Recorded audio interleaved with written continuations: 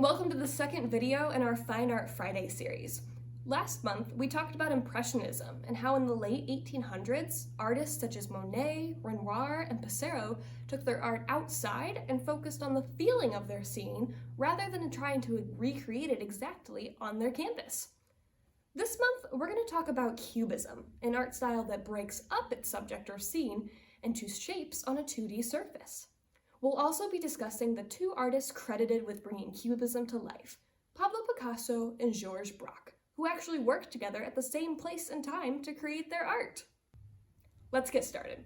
When people talk about Cubism, they usually break it up into two types, or two periods of Cubism, analytic and synthetic. Analytic Cubism came first and was most popular from 1909 to 1912.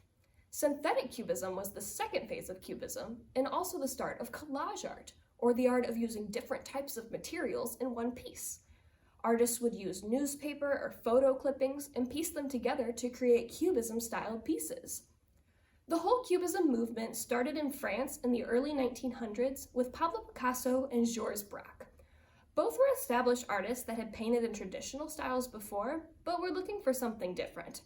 When they started working with Cubism, they looked at how light bounced off objects and what shapes made up those objects. Check out this piece by Georges Braque called Houses at Listec.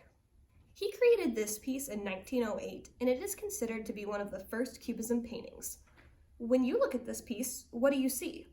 Personally, I see a lot of bright orange shapes against a blue and green dark background. After I think about the name of this piece, Houses at Listec, I can start to see how the orange shapes resemble houses. In the middle of the painting, I can see two walls connecting with a roof, and a classic house shape is hiding right behind that. The long brown and green shape on the left side also starts to look like a tree in front of those houses. But why can't we see what this painting is supposed to be right away? Why do we have to take time to examine it? In Cubism, artists just take the basic shapes that make up objects and don't add as many details. There are no doors or windows to help us identify the houses, and no individual leaves on the trees. Let's take a look at another early Cubism piece. This one was created by Pablo Picasso in 1909 and is named Bread and Fruit Dish on a Table. This is another great example of how Cubism breaks the subject matter down into basic geometric shapes. I think it's easier to see what's going on in this one. Let's take a closer look at a few different parts of this painting. First, check out how the table only has front legs. When you look at a table from one side, you can usually see all four legs, even if the back two are partially hidden. And look at the curtains behind the table. They look like they are really close to everything. This is a common feature in Cubism style. Artists focused on the shapes, not the depth of a painting. The point wasn't realism, it was to make the art as simple as possible. Second, take a look at the different foods on the table. The orange, the small green fruits, and the melon are just circles, and the pears look like triangles stacked together. The bread also has a very flat side, like the end has been cut off. What do you think? Does this flat food still look appetizing, or do you prefer foods that look a little more realistic? In the last two pieces, it only took a little bit of time to figure out what the subject matter of the painting was. Let's look at another analytic Cubism piece that is a little bit harder to describe. This one is by Georges Braque and is titled Bottle and Fishes. When I first look at this piece, I feel a little overwhelmed. There are so many different squares with different shadows that it's hard to see what's going on in the painting. Let's look at the title again to help us sort through the shapes. The first thing I'm going to try to look for is our bottle shape. And there it is on the top left. Braque split the bottle up into multiple shapes to show how light was hitting so many different parts of it. Next, I'm looking for the fishes. These are a little harder to find because they are not made out of large shapes like the bottle. Here are a few that I can find circled. Check out how Braque made them very flat and rectangular, but there are also so many small shapes for their tails and facial features. I encourage you all to either pause this video or look up a larger image of this painting and spend some time looking for all the hidden details. How many fish can you find? Okay. So all of those pieces were analytic Cubism, or the first movement of Cubism. Analytic Cubism featured flattened shapes or scenes and were painted on canvas with oil paints. It's interesting to see how simple an artist can make a scene, or how complicated an artist can make a scene depending on how many shapes they want to break it down into. The next movement of Cubism started in 1912 and was called synthetic Cubism. Along with using brighter colors, artists also used collage art. They would trim newspaper pages or different colored paper and combine it with paint or pencil lines on a canvas. Let's start with a piece by Pablo Picasso to learn a little bit more about synthetic Cubism. This piece, titled Bowl of Fruit, Violin, and Bottle, was created by Picasso in 1914. I really like this piece, and I think it's a great representation of synthetic Cubism. Check out how Picasso used different shapes and sizes of paper, and then different designs on those papers to create a scene.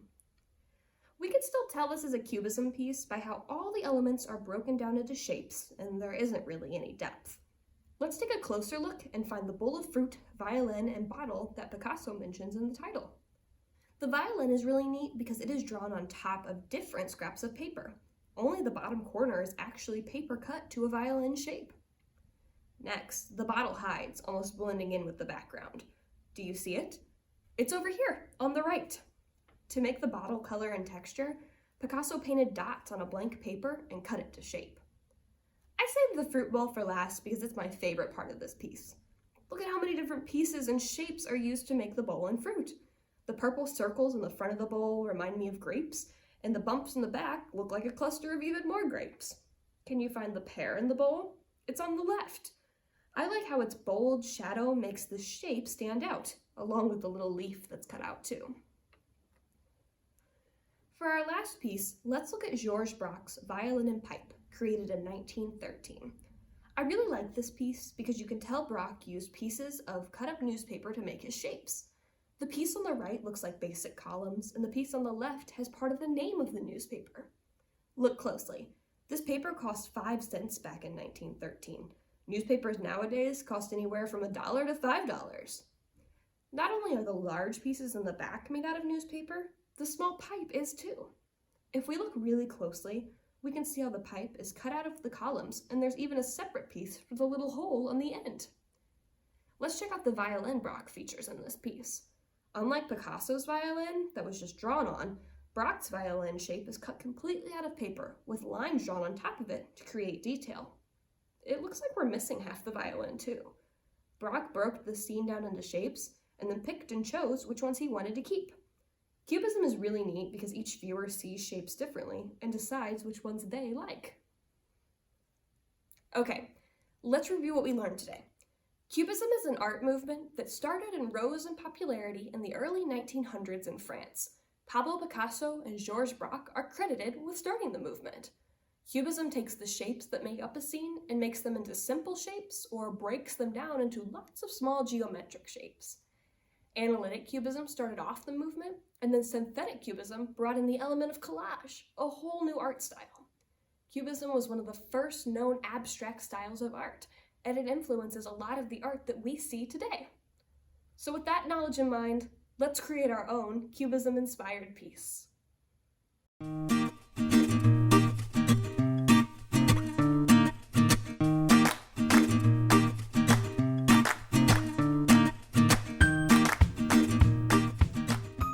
Going to be creating today will be done in the synthetic Cubism style. So we'll be creating a scene and then reconstructing it using cuts and scraps of paper. A popular scene that we saw in our Cubism examples today was fruit bowls or table settings. We're going to create one of those. First, find a table to display your items on and then set up your art materials at the other end of the table or at a separate station.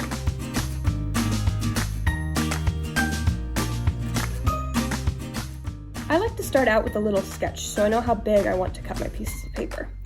In your kit, you'll have a canvas board, a rainbow of construction paper, some old book pages, a piece of newspaper, and a few other fun styles of paper. You can also use any materials that you have at home. Your scene doesn't have to look exactly like mine. Here are some ideas for items to put in your scene.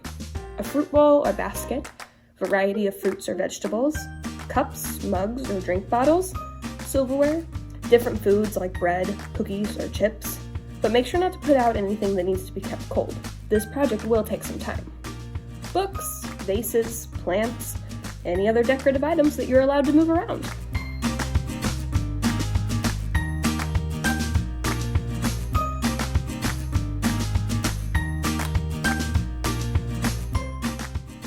I started my piece by making my large shapes and just laying them down where I planned on gluing them. You can do this or immediately glue on your pieces, whichever you prefer. If you wait to glue, you can layer your pieces differently and create a more layered scene. If you glue as you go, your scene will look stacked. Either way is fine.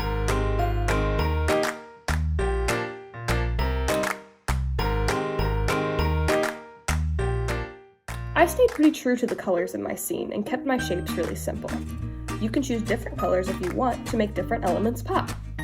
You can also choose to make your scene as simple or as complex as you like. Remember Braque's violin and pipe? He didn't use a ton of material compared to Picasso's bowl of fruit, violin, and bottle.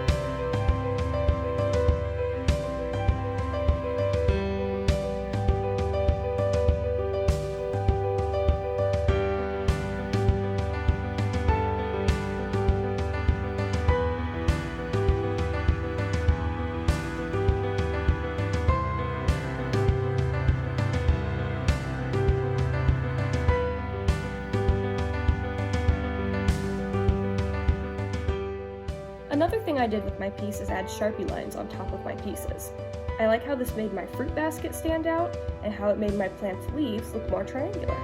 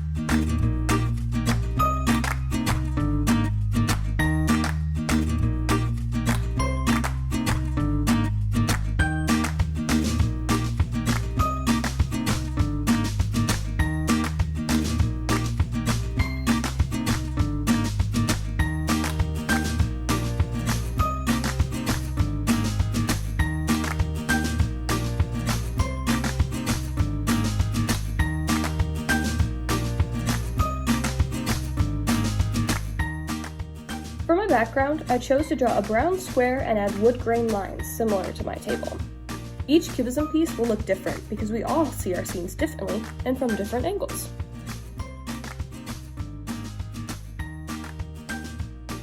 And here's my finished piece. I can't wait to see what scenes you all create and how you choose to show that scene through Cubism. Enjoy creating, and I'll see you again next month.